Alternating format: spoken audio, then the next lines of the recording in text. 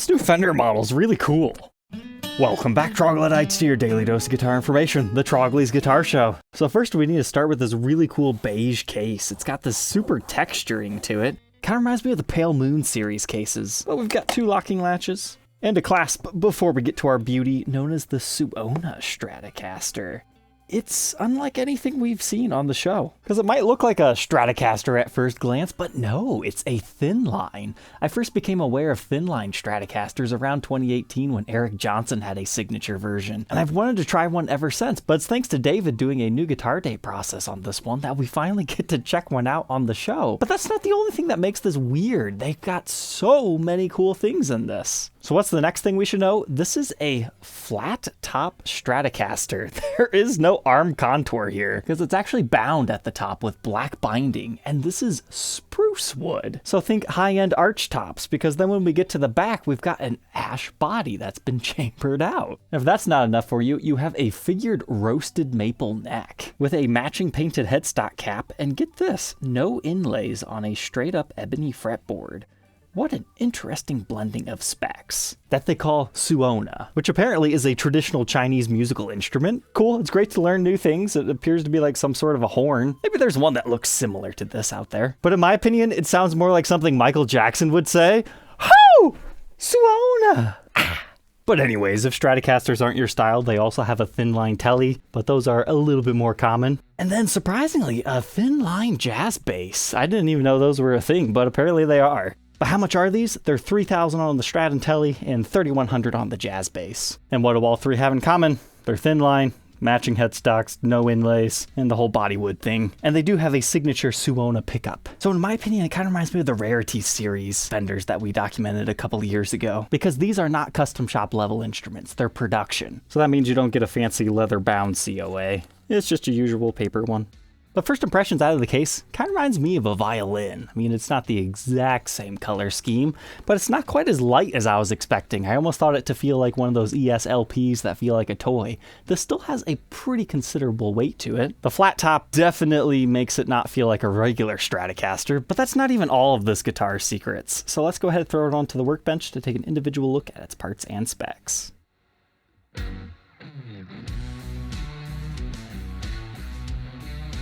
All right, let's go ahead and check out this chambered out Stratocaster. I'm curious, do you think it's just a complete open route here and they just have a lip of wood for the pickguard, or is it natural? The answer is, oh, it's just kind of like a regular Stratocaster. That's certainly not what I was expecting. I thought this would just be like a complete top, but it's routed just like a regular Strat, except for if you wanted to modify it, it is HSH, so you could get a couple of humbuckers in there if you want. Cool that we can see a couple of employee names in here, Paolo and Hector. But here's where things get interesting, because if you take a peek over here, you can see some of the chambering of the body. So it appears to me that it's going to go up here just a little bit like that. And then over here, they just have a little cutout for the output jack. But let's see what we have under here, the continuation of that. But I can feel with my finger here, a block starts right here. So it seems like this is going to have a center block in it, and that's why we can see that they can route all the way down to here and still have wood. That makes sense, and they continue our routes over here since they don't have a center block to worry about. And then over here, I would imagine they just have a chamber kind of like that size. But if you're curious how thick that top is, there's your answer. Let's say roughly 4/10 of an inch. So that's interesting, but this is a spruce top, so if it looks like an acoustic or an arch top, that's why. Furthermore, this is known as an Italian spruce top. Now looking at the stock photos, I thought this was like a nice one piece, but it actually appears to be 3 pieces. So there's a seam line right here, then you kind of get a bigger chunk before you get to here, and then you come on over and there looks like there's another one right there. So I think I miscounted. That's 1, 2, 3, 4 pieces. Kind of shocked about that for a $3,000 guitar having a 4-piece top. But if you remember correctly, this is production level. It's not custom shop, but now we need to talk about this. It does indeed have custom shop pickups. So our neck and middle are the custom shop 1969 single coil pickups. The only Suona pickup is actually the bridge for this model. So you can see the markings that they have for that. That's all the nice cloth wiring. Looks very custom shop in style. They even have the treble bleed PCB on the volume. You can see our blade selector switch, as well as our capacitor and the CTS pots. Then moving on to the outside, you can see the cream colored bobbins playing off the black, then our cream knobs, regular stuff for that. And as far as pickup readings, the neck 5.15, the middle 5.15, bridge 5.74k ohms, and then our two in-between positions for fun, 2.74 and 2.6. Moving on from our spruce ash body, we have that roasted maple neck, and this is an ebony fretboard. And more specifically, it's a streaky ebony fretboard. Not all ebony wood is completely jet black. Check out this Taylor video where they talk about the truth of ebony. That video is like over 10 years old if I remember correctly, and it still rings true yet today. So that's what this kind of streakiness is. It's going to vary example to example. However, what's kind of cool about this one is it actually does have a little bit of flame figuring within it as well. It's kind of hard to show that on ebony boards, but it's there. But get this, we have a compound radius fretboard on this, but it goes from 7 1/4 to 9 1/2. I'm used to most modern compound radiuses being like 10 to 16 or something like that. So to see two very vintage style ones is interesting. But our bone nut measures 1.68 inches and increases to 2.05 by the 12th. First fret neck depth 0.85 and pretty consistent 0.87 by the 12th. Here's a look at that neck profile, first fret and 12th fret. Definitely a pretty slim feeling 60s C neck shape. And now let's check out our headstock. Got truss rod adjustment in here, single string tree, vintage poke it down, wrap it around style tuners, and you can see our Fender decal. Besides just the bursted headstock, here's something else we need to talk about. This is a real nitro finish. Most Fenders use some sort of a poly, so it's not going to crack or check. This guitar will age with time. So that's either a good or a bad thing depending on how you feel about it, but it is a premium feature and part of why these things cost as much as they do. But now when we flip over to the back, this makes a lot more sense to me. If it's chambered, how are they going to put a trem system in it? So it totally makes sense why we have a center block. But if you think about it, a lot of it's just routed out the back or out of the top for the pickups. I mean, it's very thin in here, but it all ends up working out. The ash wood grain on this is awesome. I love that cutaway area because it looks like a bullseye circle. Then you just get all your regular wood grainage back here, so fantastic example in that aspect. But the more and more I look at this guitar, the more I wish that they would have did a tortoise shell binding to it to have like a little bit of red mixed in. I think that would have looked very elegant because the black just really blends in, but I think that's kind of what they were going for though. But it's a nice honeyburst finish. If you want to see a Stratocaster that looks similar to this, you might check out the Nilocaster, Ben Woods edition. But the neck plate does have the Suona branding to it. Then over here on the edge, if you get past the hypnotic swirl, there's kind of an interesting black splotch within the wood. It's one of those things when I first saw it, I was like, yeah. But then the more you see it, it's like, okay, that's a characteristic mark, not in the wood. It's kind of cool. But you'll notice this has the comfort cut on the end. But that is right where the F-hole is. So that's another area where part of the body has been routed out. So if you stick your finger down here, you actually feel the body a lot sooner than you do in like this area because the comfort cut. And if you're curious where that center block starts, it's about right here because if you put your finger under here, be careful, you can actually feel that pickguard screw. But that center block starts about right here. So you'd be able to feel that one too, if your fingers are tiny enough. But moving from the body to the neck, you might go, huh, that neck looks rather pale. That's because this is a satin nitro finish, so it's not going to be glossy and sticky, so your hand's going to glide over it a little bit better. The downside to that being, the flame figuring doesn't stand out as much. When I first unboxed this, I was like, hey, wasn't this supposed to be a figured neck? But you just got to get it at the right angle, and you do see the flames come to life. Now, the nice thing about satin nitro finishes is you can buff them up into gloss real easy if you want to take the time to do that, or it'll just naturally happen by you playing. But we do still have the walnut skunk stripe here, and the serial number of this one dates it to 2023. All said and done, it's 7 pounds 2 ounces on my scale. Let's change things up and go take a seat and play it, because those are the vibes this one gives me. Before we plug it in, let's sit and strum it a bit.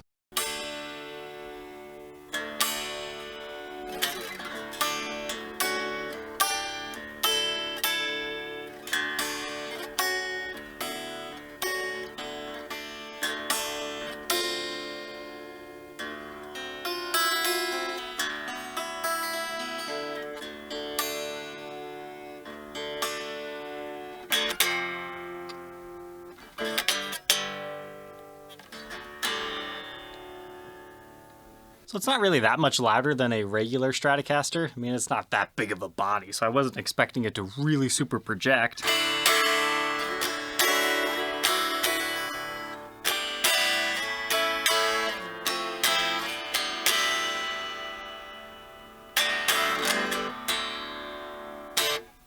got a good resonance to it. Now we'll try it with a pick.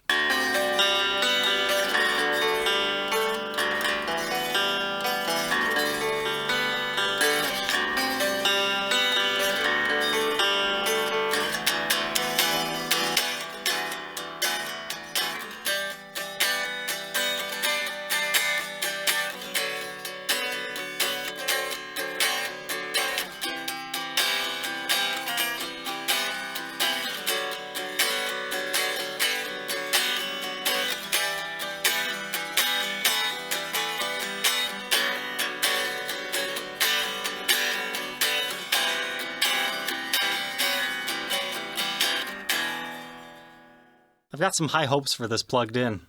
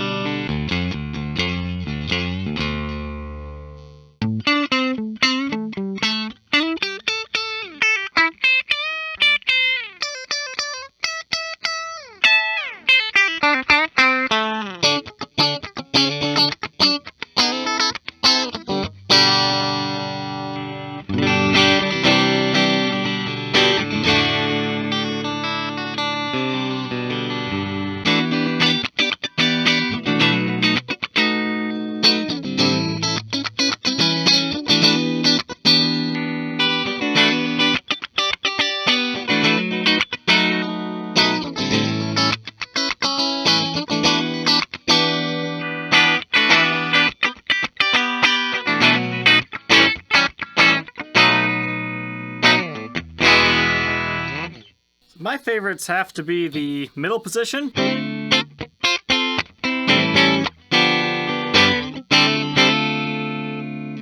then the 2.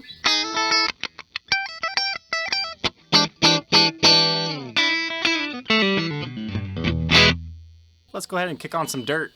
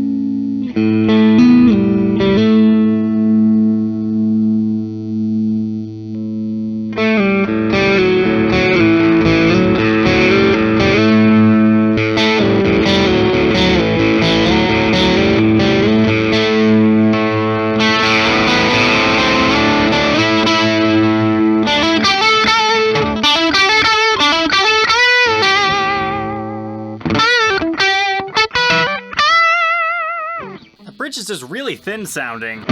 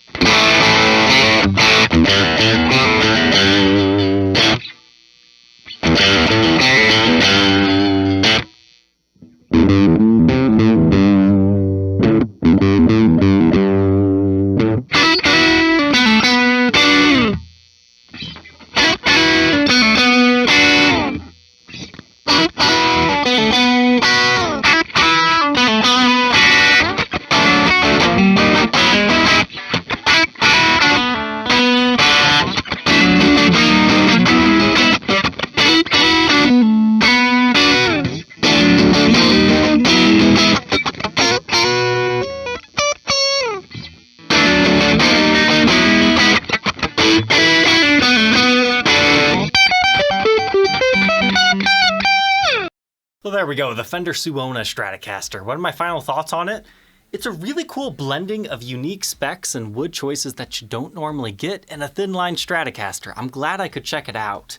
In my opinion, I wasn't the biggest fan of the pickups. You might enjoy them, so that's probably just personal preference type stuff here. But for me, I just like sitting down and playing this. That's why I was sitting on my bench over there. This guitar is really comfortable. It's got good rounded edges. It has a very homely, old-timey feel to it. So you just kind of want to sit down and noodle on this thing. It's just a little bit louder than a regular electric guitar, but not by much, and it just inspired me to play a bit differently. So that's a win in my book. So all right, David, thank you for sharing another guitar with us. This is guitar 3 of his series, and yeah, don't worry, that SG got sent back and he decided to get something else interesting.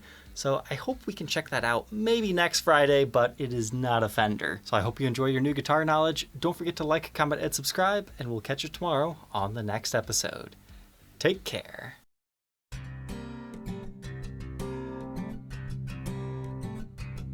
If you enjoyed tonight's episode, consider subscribing. I post videos like this every day. And you might even enjoy this next one.